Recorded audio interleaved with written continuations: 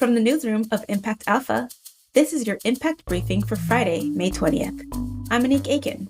Today, I'm joined by Bahiyah Robinson, founder and CEO of VC Include, which is working to increase the number of diverse managers tenfold by 2030. Hi, Bahiyah. Hi, Monique. Thanks for having me. But first, here's what you need to know from the week in impact investing. Supermarkets are essential anchors in place-based investments. The closure, at least temporarily, of the Tops Friendly Market in Buffalo after last weekend's racist massacre made the Maston Park neighborhood again a food desert. Sola Impact, Access Ventures, Blueprint Local, and other impact investors are building real estate deals around access to affordable fresh food that can benefit both health and community development. Dennis Price and David Bank have the story on Impact Alpha. Factory workers at CHI Overhead Doors in Arthur, Illinois, got a small share of $3 billion when KKR sold the company to Nucor Corp. KKR had shared equity stakes with 800 hourly workers as part of its worker ownership strategy. Workers got an average of $175,000 apiece. KKR is expanding the ownership strategy from manufacturing to all of its majority-owned portfolio companies. Generation Investment Management raised a $1.7 billion Sustainable Solutions Private Equity Fund. Generation's fourth sustainability fund is its largest to date. Previous funds have backed companies included Mcopa, Pivot Bio, and Andela. AXA, Unilever, and Tikehau Capital seeded a regenerative agriculture fund with 100 million euros apiece. The fund is aiming to raise 1 billion euros for soil health, biodiversity, smart water use, and technology to accelerate the adoption of regenerative farming. And finally, the German software company, Yapu, is giving microfinance a digital upgrade with a climate twist. The company helps farmers get the financing they need to adapt to changes in weather, water, and other conditions. Think beekeeping in Colombia, greenhouses in Peru, and biogas stoves in Benin. Jessica Pothering has the story on Impact Alpha. Meanwhile, Senkrop raised $18 million for its network of ultra-local weather stations that help 20,000 farmers in Europe monitor extreme weather and manage climate risks. So, Bahiyah, you've been an author in Impact Alpha. Your partner Taj has been on one of our Agents of Impact calls, and our team has been covering all the news you've been making with VC Include. So we are excited to finally have you here. Welcome. Thank you so much, Monique, and thanks for all the support from Impact Alpha. It means the world and really important in our advocacy. So before we dive into all the trailblazing and amazing things that you're leading over there, well, the world is a crazy place for any number of reasons that we can name. Buffalo, white supremacist violence is not new. Women's rights are under threat. The climate crisis keeps going as the doomsday clock ticks closer to midnight. The list could go on. No, I appreciate that question. I think the one that is most, just because it's newest, but also because it just seems like it's a wound that keeps opening, is the Buffalo massacre. And my question when I'm really quiet, or even when I'm talking to close friends and colleagues, is one word. It's just why, right? It's just why. Why does this continue to happen, to the Black community in the U.S.? Communities of color obviously have many challenges globally. And yes, there's the war, and there's, climate, resiliency and net zero. I mean, to your point, there are all these challenges in the world, but I think the thing that hits the heart, the real heart, the heart of the matter, and my personal heart is, why our community continues and has just for so many hundreds of years been targeted, particularly with all the contributions we've made to this country and its building and its maintaining and its innovation. So I think all of these challenges, war, racial equity and racial violence, and even the attack on the planet, are things that we have to look at ourselves. We have to look at history. We cannot turn a blind eye to what's happened in the past.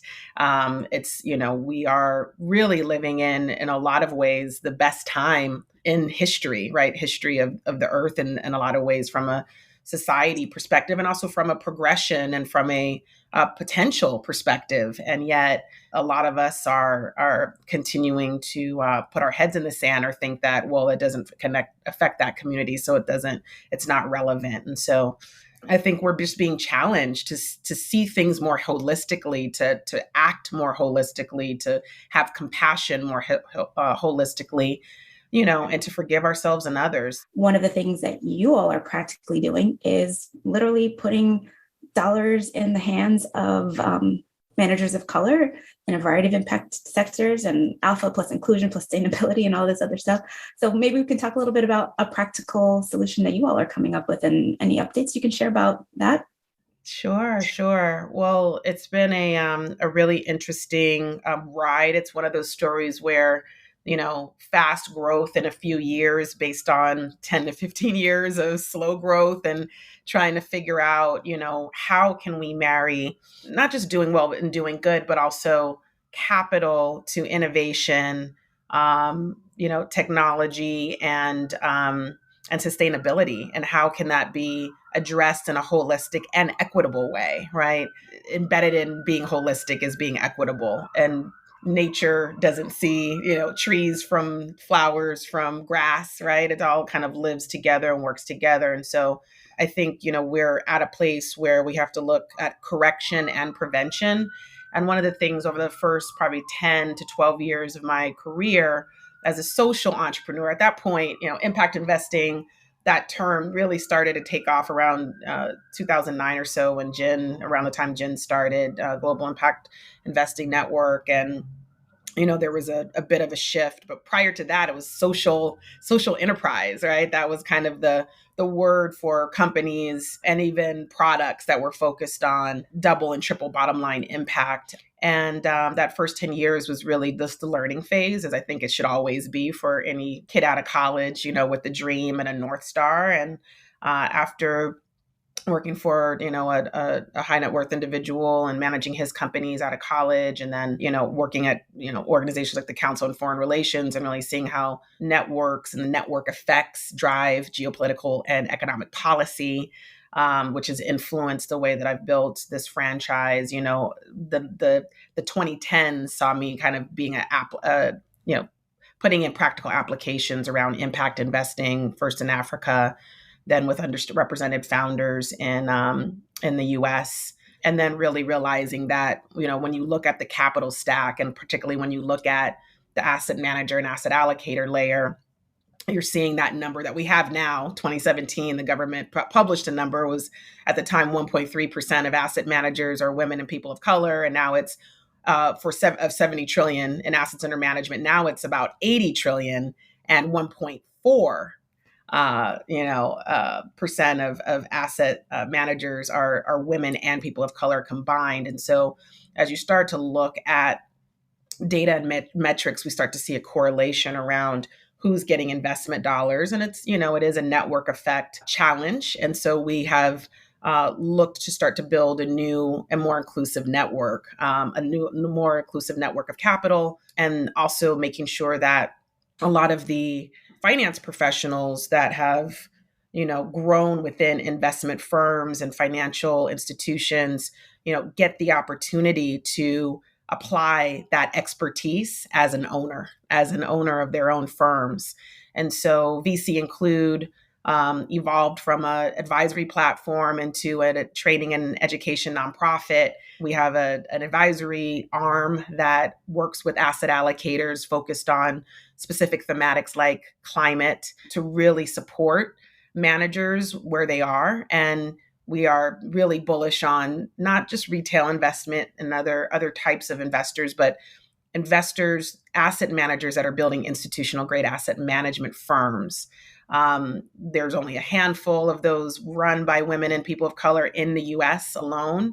And yet we have all this data that shows diverse teams women outperform the market when they're able to deploy capital prudently and responsibly and sustainably. And so our contribution in this moment at this time is to build a holistic solution to investing at the intersection of ESG, alpha and inclusion, making sure that we have inclusivity within the asset management layer, but also that we are providing solutions for allocators that are looking to diversify their portfolios, and also really supporting the next generation of asset managers coming into market that, again, could be prolific investors, but may not have a roadmap to build their firms from scratch. So another practical application of the ways that you are delivering on this vision, the Climate Justice Initiative. Can you tell us a little bit more about that? I would think it was 100,000 each to 10 climate managers in the US, Europe. Yes. It was $1 million of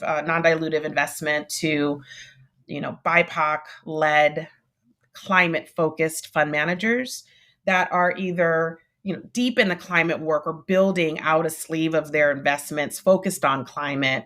The reason why that's important is because a lot of capacity is needed to do things like track portfolio and community impact, right? And so we think about it as it should just be embedded, but someone has to do the work. And so where new firms that might not have the working capital or the wherewithal from a runway and capacity perspective to really build that at the ground level, which is where you want to build a lot of that impact metric and tracking piece. We want to empower a lot of those firms to have that capacity to engage and build out their impact and metrics capabilities. And so we provided that capital for that reason. And we're excited to both focus on the US as well as in Europe. Unfortunately, but also fortunately, there are very few BIPOC-led climate-focused funds. We sourced about 48 of them and then chose the top kind of 10 within our, just to make sure there's some regional diversity as well as public and private market strategies.